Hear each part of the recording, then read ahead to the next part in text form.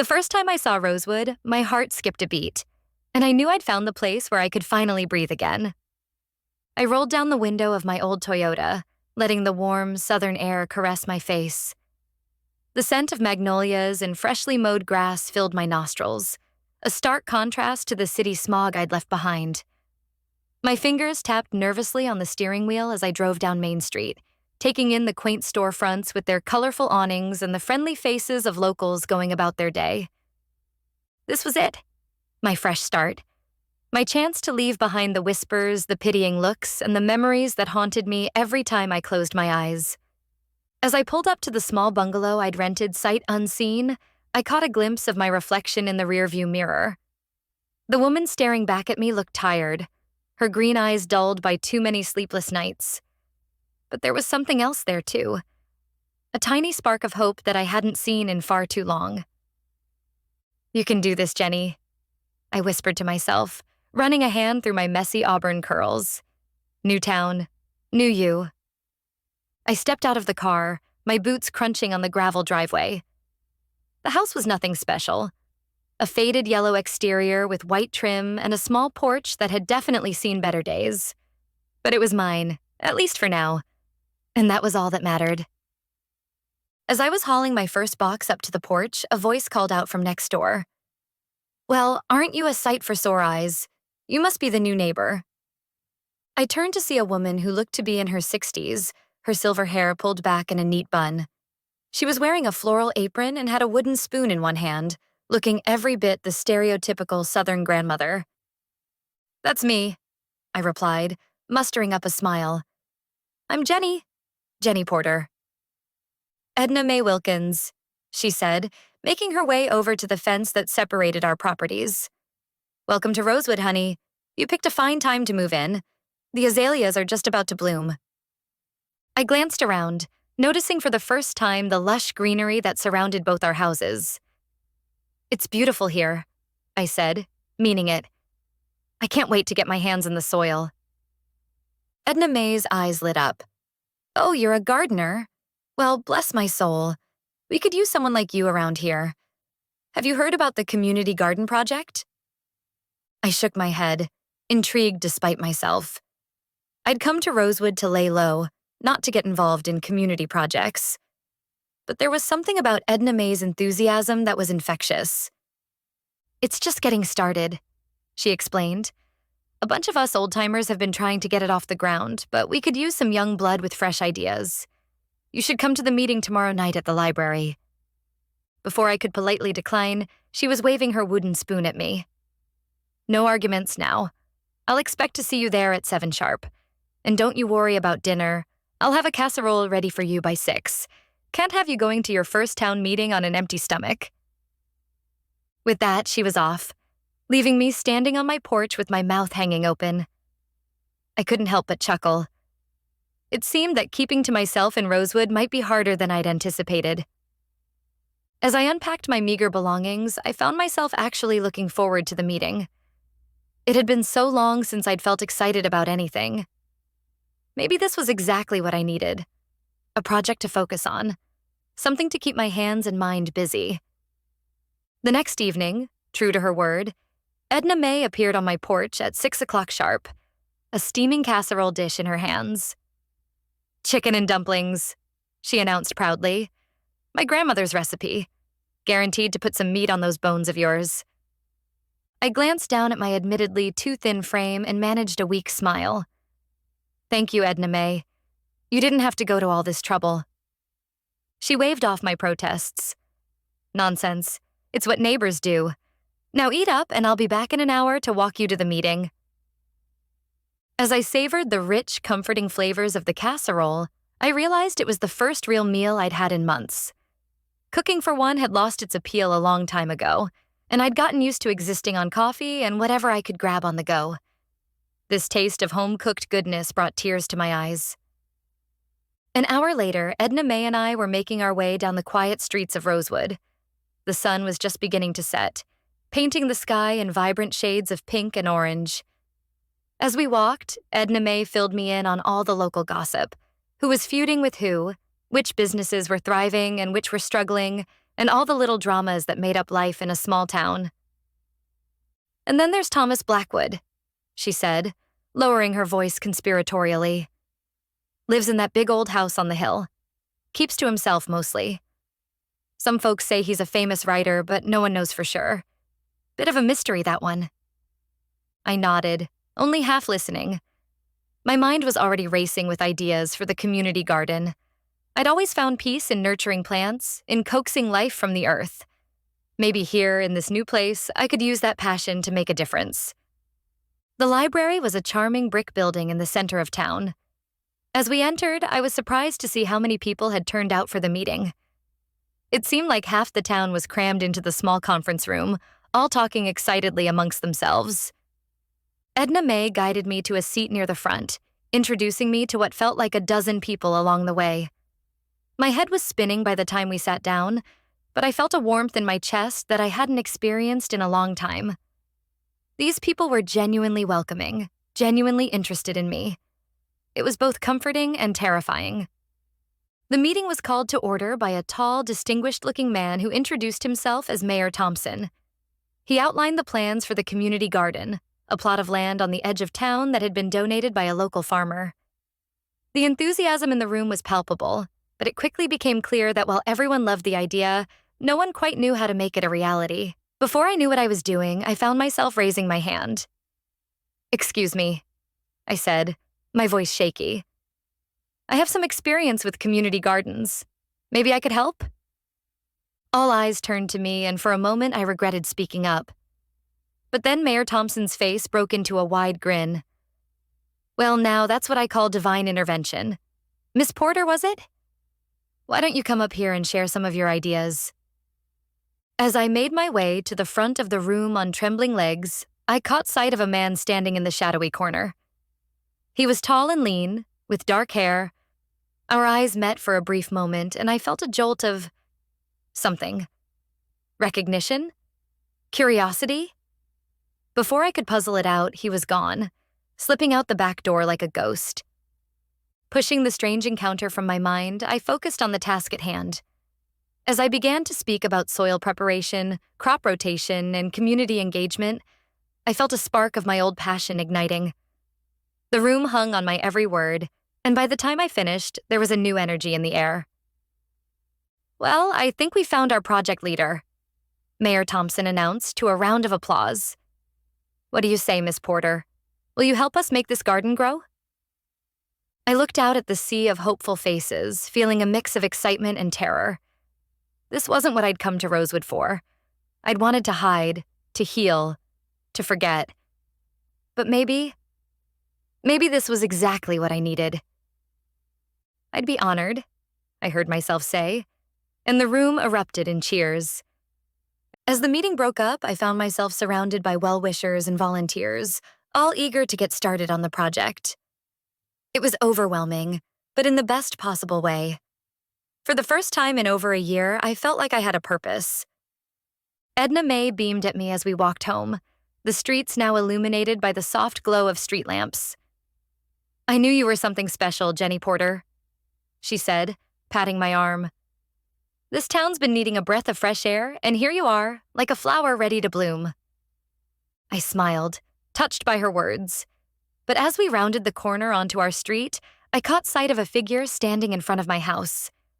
My heart leapt into my throat as I recognized the man from the meeting, the one who'd slipped away. "Oh, that's just Thomas Blackwood," Edna May whispered, noticing my tension. "Don't you worry, honey. He's harmless, just a bit odd." As we approached, Thomas turned to face us. Up close, I could see that he was younger than I'd first thought, probably in his mid-30s, with piercing blue eyes that seemed to look right through me. "Miss Porter," he said, his voice low and gravelly. "I wanted to apologize for leaving the meeting so abruptly. Social gatherings aren't really my forte." "Oh, that's okay," I stammered, caught off guard by his directness. "I'm Jenny." "Thomas," he replied, offering a small smile that didn't quite reach his eyes. "I heard your ideas for the garden. They're good. Really good." "Thank you," I said, feeling a blush creep up my cheeks. Why was I getting flustered over a simple compliment? I have some land, he continued, running a hand through his hair. Behind my house. It's not being used for anything. If you need more space for the garden, it's yours. I blinked in surprise. That's incredibly generous. Are you sure? He nodded, his eyes never leaving mine. I'm sure. Sometimes the things we need most are the things we never knew we were looking for. With that cryptic statement, he turned and walked away, leaving me staring after him in confusion. Edna May chuckled beside me. That's the most I've heard Thomas Blackwood say in years, she mused. You must have made quite an impression, Jenny. As I watched Thomas's retreating figure, I couldn't shake the feeling that something significant had just happened. In less than 2 days, Rosewood had already begun to work its magic on me. I'd come here looking for anonymity, for a place to hide from my past. Instead, I'd found a community, a purpose and a mystery in the form of Thomas Blackwood. For the first time in a long time, I found myself looking forward to tomorrow. I threw myself into the community garden project with a fervor that surprised even me. Every morning, I'd wake up at dawn, grab a thermos of coffee, and head to the plot of land on the edge of town that was slowly but surely transforming into something beautiful. It wasn't easy work. The soil was stubborn, full of rocks and clay that seemed determined to thwart our efforts. But there was something deeply satisfying about the physical labor, the way my muscles ached at the end of each day. It kept the memories at bay, gave me less time to dwell on the past I was trying so hard to escape. The people of Rosewood rallied around the project in a way that touched my heart. Every day, someone new would show up with tools, seeds, or just an extra pair of hands. Edna May was a constant presence, arriving each afternoon with baskets of sandwiches and jugs of sweet tea for the volunteers. You're doing good work here, Jenny, she'd say, her eyes twinkling as she surveyed our progress. This garden's bringing folks together in a way I haven't seen in years. I wanted to believe her, but there were moments when the doubt crept in, when I'd look at my dirt-stained hands and wonder what I was really doing here. Who was I to lead this project? What right did I have to put down roots in this town when I was still running from my own past? It was during one of these moments of self-doubt that Thomas Blackwood reappeared in my life. I was kneeling in the middle of what would eventually be the herb garden, wrestling with a particularly stubborn root when a shadow fell across me. You know, there are easier ways to do that, a now familiar, gravelly voice said. I looked up, squinting against the late afternoon sun, to see Thomas standing over me. He was holding a strange-looking tool that resembled a cross between a pitchfork and a claw. This was my grandfather's, he explained, offering me the tool. It's perfect for dealing with tough roots. I took it from him, our fingers brushing for a brief moment. Thank you, I said, trying to ignore the little jolt I felt at the contact. I didn't expect to see you here. Thomas shrugged, his eyes roaming over the garden. I wanted to see how things were progressing. It's impressive. Coming from Thomas, who I'd learned was a man of few words, this felt like high praise indeed. I felt a flush of pride, quickly followed by a pang of guilt. I didn't deserve his admiration. It's not just me, I said quickly. Everyone's been working so hard. I'm just coordinating things. Thomas raised an eyebrow at me. Is that what you think you're doing? Just coordinating? I looked away, uncomfortable under his intense gaze. It felt like he could see right through me, past all the walls I'd so carefully constructed. Jenny, he said softly, crouching down beside me. Do you have any idea what you've done for this town? I shook my head, not trusting myself to speak. Before you came, this was just an empty field. Now look at it. There's life here. You did that. His words hit me like a physical force, bringing tears to my eyes that I quickly blinked away. I wanted so badly to believe him, to feel like I was making a difference. But the weight of my past felt so heavy, sometimes I could barely breathe under it. You don't know me, I whispered, my voice barely audible. You don't know what I've done, what I'm running from. Thomas was quiet for a long moment, and I was sure he was going to leave. But then I felt his hand on my shoulder, a gentle, comforting weight. "We've all got demons, Jenny," he said. "The question is, are you going to let them define you, or are you going to grow past them?" I looked up at him then, really looked at him. There was a sadness in his eyes, a depth of understanding that made me wonder about his own past. What ghosts was Thomas Blackwood running from? Before I could respond, we were interrupted by the arrival of Mayor Thompson and a group of town council members. Thomas stepped back, his hand falling away from my shoulder, and I felt the loss of contact keenly. "Miss Porter," Mayor Thompson boomed, his round face beaming. "We've come to see how our little garden is growing, and I must say, we're mighty impressed." I scrambled to my feet, brushing dirt from my jeans. "Thank you, Mayor. We've still got a long way to go, but we're making progress." As I gave the group a tour of the garden, pointing out where each section would be and explaining our plans, I could feel Thomas's eyes on me. He hung back from the group, a silent observer, but his presence was like a touchstone, grounding me whenever I felt myself starting to flounder. After the mayor and his entourage left, full of praise and promises of continued support, I found myself alone with Thomas once again. The sun was setting, painting the sky in brilliant shades of orange and pink. "You're good at that," Thomas said, nodding towards where the mayor had disappeared. "Inspiring people, making them believe."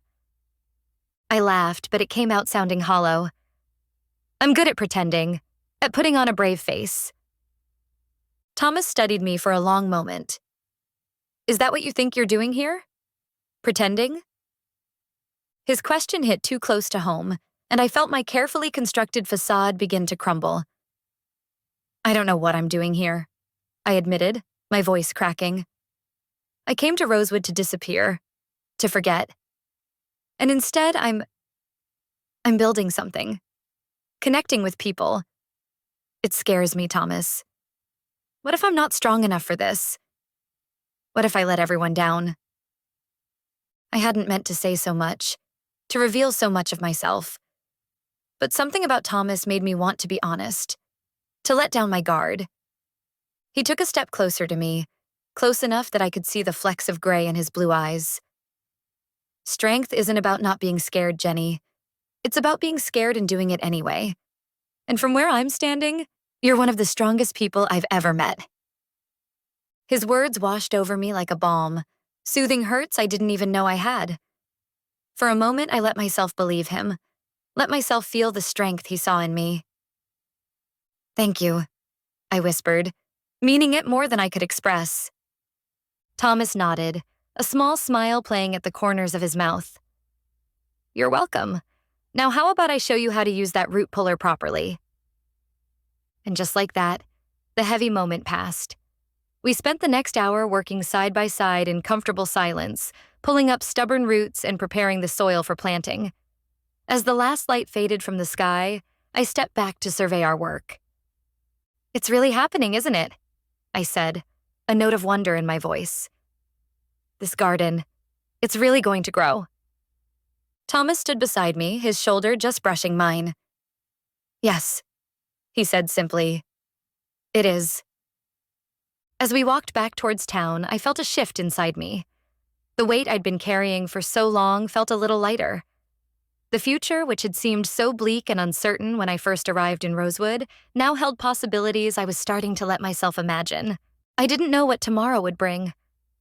I didn't know if I was ready to face my past or if I'd ever truly outrun my demons. But for the first time in a long time, I felt hope blooming in my heart. And for now, that was enough.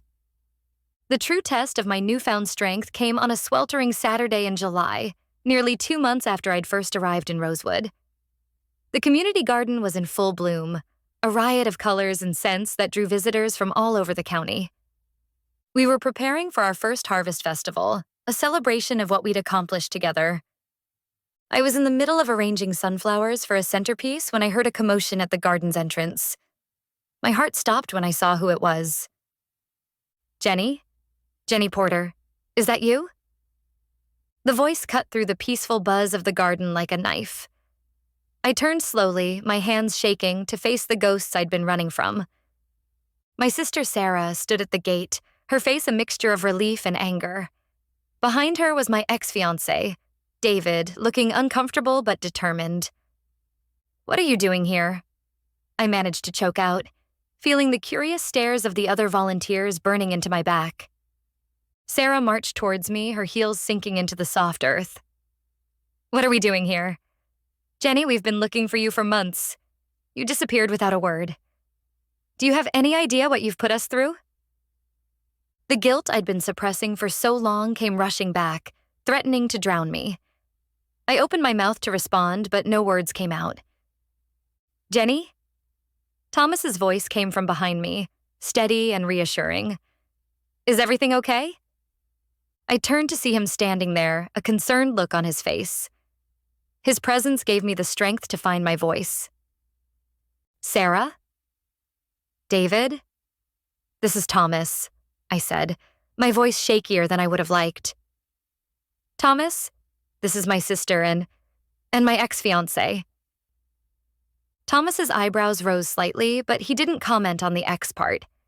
Instead, he stepped forward, placing himself slightly in front of me in a protective gesture that didn't go unnoticed by Sarah or David. "It's nice to meet you both," he said, his tone polite but cool. "Jenny's told me a lot about Rosewood. Perhaps we could continue this conversation somewhere more private?" Sarah looked like she wanted to argue, but David placed a hand on her arm. "That sounds like a good idea," he said, speaking for the first time. "We have a lot to talk about, Jenny." The walk to my little yellow bungalow felt like the longest of my life. As we settled in my small living room, the air thick with unspoken words, I realized it was time to face the truth I'd been running from. "I'm sorry," I began, my voice barely above a whisper. "I'm sorry for leaving the way I did. For not explaining. For everything." Sarah's anger seemed to deflate at my words. "Why, Jenny? Why did you run?" I took a deep breath, feeling Thomas's steady presence beside me. "After Mom died, and the wedding fell apart, I felt like I was drowning, like I couldn't breathe. Everyone was looking at me with such pity, such disappointment. I couldn't bear it anymore." David shifted uncomfortably. "Jenny, I never meant to—" I held up a hand to stop him. "I know, David. It wasn't your fault. It wasn't anyone's fault. Sometimes things just fall apart. But I couldn't see that then. All I could see was failure. My failure."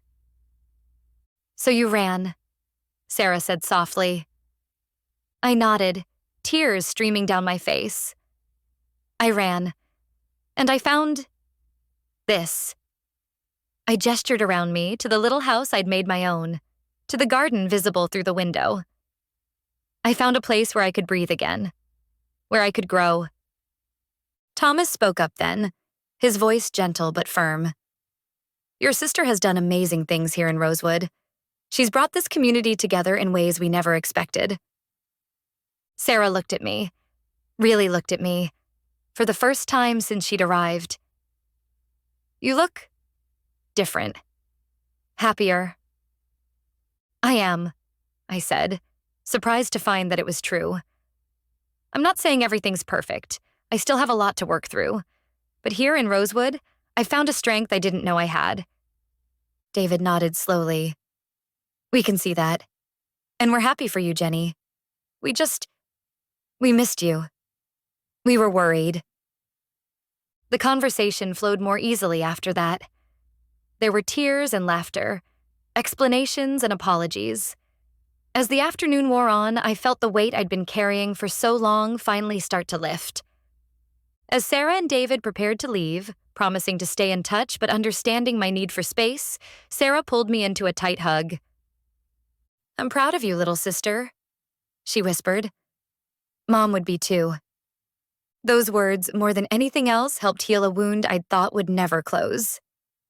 After they left, Thomas and I sat on my porch swing, watching the sunset over Rosewood. The air was heavy with the scent of night-blooming jasmine, and in the distance, I could hear the cicadas starting their evening chorus. "Thank you," I said, leaning my head on his shoulder. "For being here. For everything." Thomas wrapped an arm around me, pulling me close. "Always," he murmured. As we sat there, I realized that the garden wasn't the only thing that had bloomed in Rosewood. My heart, so long closed off and afraid, had opened up too. To this town, to these people, to Thomas, and most importantly, to myself. The future was still uncertain. There were still challenges to face, still growth to be had. But for the first time in a long time, I was ready to face it all. Not alone, but with the strength of the roots I'd put down here in Rosewood. As the first stars began to twinkle in the twilight sky, I smiled. My heart was in bloom, and I couldn't wait to see what would grow next. If you enjoyed this story, please give it a thumbs up and be sure to hit that subscribe button to get new stories when they drop. And if you love heartwarming, inspirational books, pick up a copy of Ernest Dempsey's The Final Round through the link in the description. Thanks for watching.